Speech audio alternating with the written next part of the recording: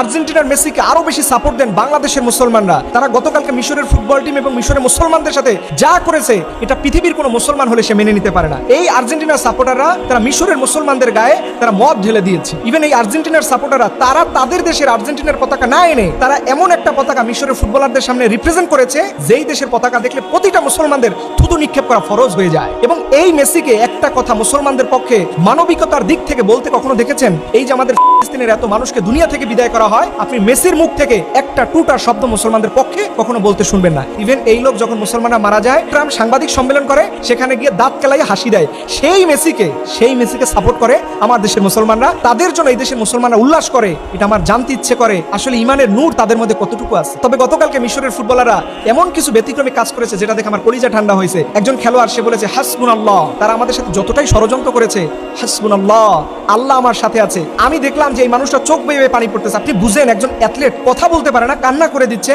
আর বলছে হাসবুনাল্লাহ, আল্লাহ সাথে আছেন। ইভেন মিশরকে আরো ধন্যবাদ জানাচ্ছি, তারা গোল দেওয়ার পরে দেখলাম মাঠের মধ্যে তার সেজদা দিয়ে পড়ে আছে। এটাও একটা মুসলমানদের পক্ষ থেকে মেসেজ ওই গ্যালারির সকল অন্য ধর্মের মানুষের মধ্যে পৌঁছে গিয়েছে।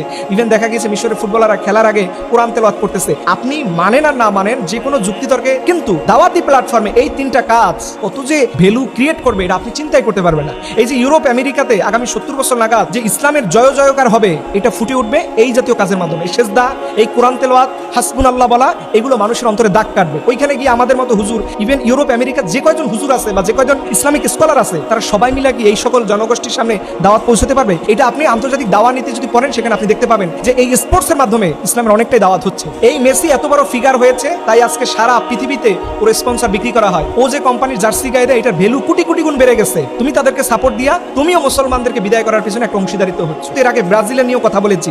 আমি কিন্তু কোনো দলের পক্ষপাতিত্ব না, আমি চাই ইসলামের পক্ষে থাকতে, আর আমি চাই আমার ভাইরা যেন ইসলামের পক্ষেই থাকে, আমার ভাইরা যেন আমাদের জালিমদের পক্ষে না যায়। আল্লাহ রাব্বুল আলামিন যেন আমাদের সবাইকে ইসলাম বুঝার তৌফিক দান করে।